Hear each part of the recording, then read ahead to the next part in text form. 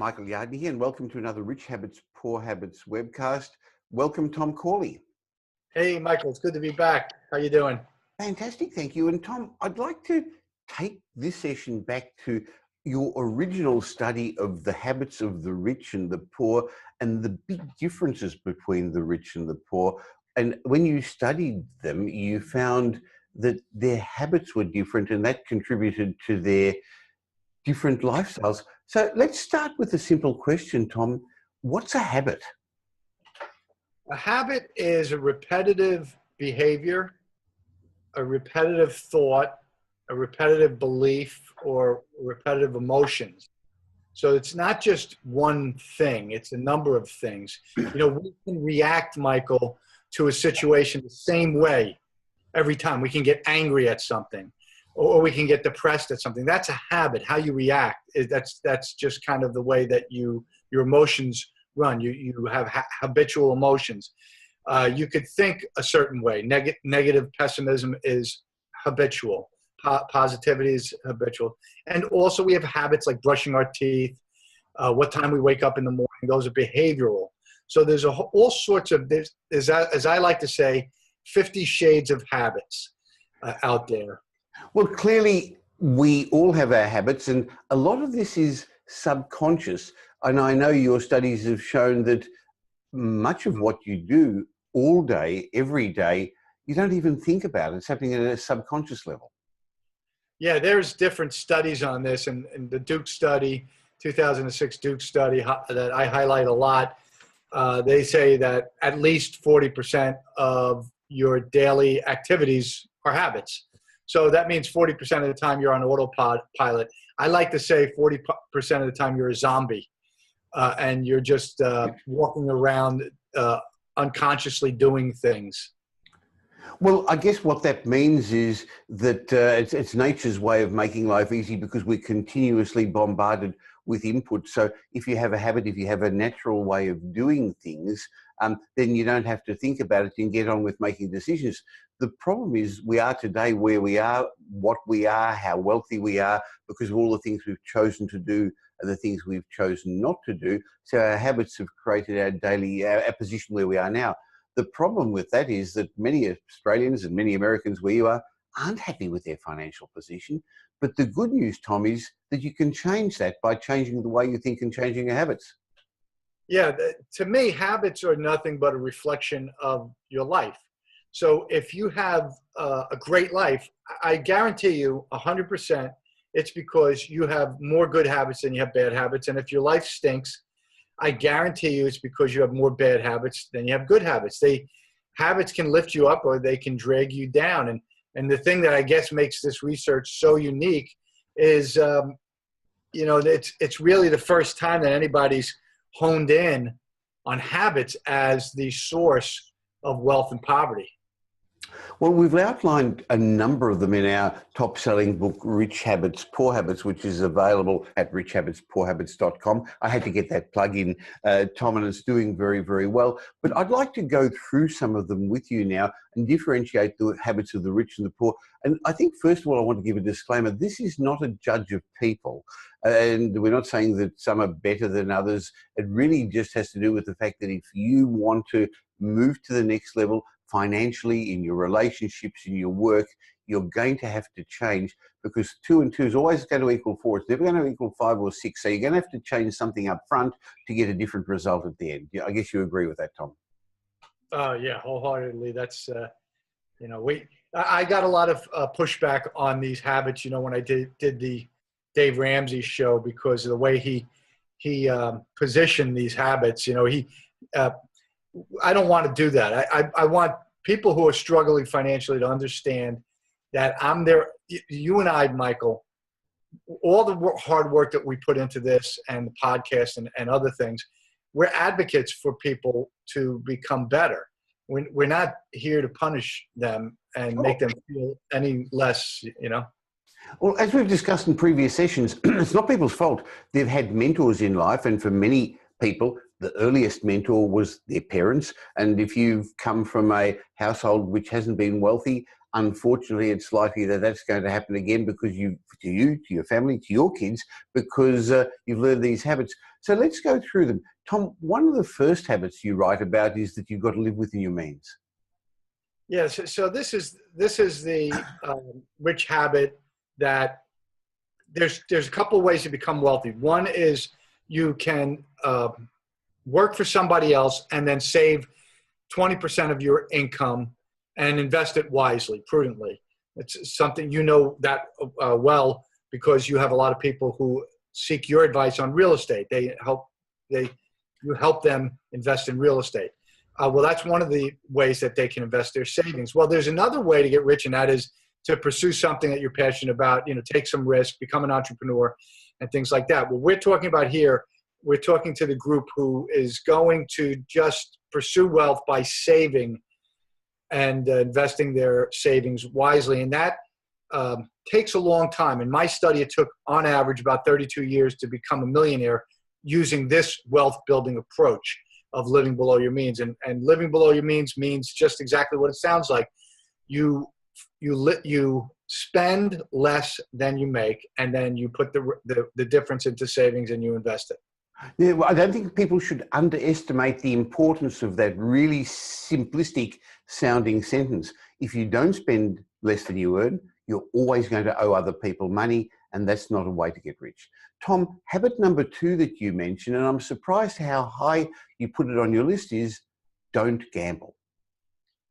Yeah, well, this is actually, gambling is a tax on poor people. We just had the Powerball. It was something close to $800 million. And in the last 2 weeks, it went from $450 million to $800 million. So people get caught up in this get rich quick mindset. And you could see it when they start betting and you see the numbers go up on these Powerballs. People really don't want to work. I don't want to say this the wrong way. Most people want to get rich quickly. They don't want to have to work or spend 32 years doing it. So, these gambling is the shortcut in their mind. Tom, I look at it in a slightly different way, a bit like what you said. I see lottery gambling as a tax on people who can't do math. And I mentioned to you before that I vividly still remember every Saturday morning my father would sit at the kitchen table drinking his black coffee with a cigarette in his mouth, writing numbers down, writing words down. And I asked him, "What are you doing, Dad?" And he said, "I'm working out how we're going to spend the lottery." That was his fantasizing of what was going to happen when he won the lottery that night. And he never won the big lottery, Tom, but every week he'd spend enough on tickets to any little wins that he had went straight back into the system. And I guess the lottery and the government who takes the tax made money out of it instead. Tom, another habit that you've written about is the importance of reading every day. Yeah, so this is all about growth. Reading is about learning, and learning is about growth. You need to grow into the person you need to be in order to be successful. And this is why success takes such a long time and so many years. Because you've got to gain knowledge and you've got to gain certain skills. Reading is one way to gain knowledge and acquire information. What knowledge does is it opens up your eyes to opportunities. The more information you take in, the more knowledge you gain, the more opportunities you see. It's like being in a forest and all you see is the trees around you and there's a hill on the side and you climb up that hill. That hill is a metaphor for reading and learning. As you get higher and higher up that hill, as you learn more and more, you see that there's more than just 100 trees. There's thousands of trees. And as you get to the top, when you gain all of the knowledge you need in your industry to be an expert, you see that there are tens of thousands of trees, tens of thousands of opportunities. That's what reading does. It opens up opportunities because you learn more about whatever it is that you're trying to become an expert in. I guess it goes without saying that you've got to read the right sort of material. So we're talking about reading biographies of successful people, reading about current events, reading about history, learning about economics, finance, or whatever your industry field is, rather than reading fiction purely for entertainment purposes. Yeah, I like to say rich people are actually historians. they read history a lot. I think in my data, I think it's close to 60% of them read about history. Why is that? Because history is sort of it exposes the mistakes of individuals that individuals make. History is just one big book of mistakes.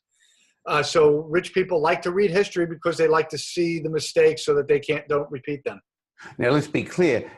Rich people, successful people don't want to knock other people and run them down because they've made mistakes. They actually revel in other people's successes and celebrate it, but they also don't only learn from their successes, they learn from failures to not tread down the same path.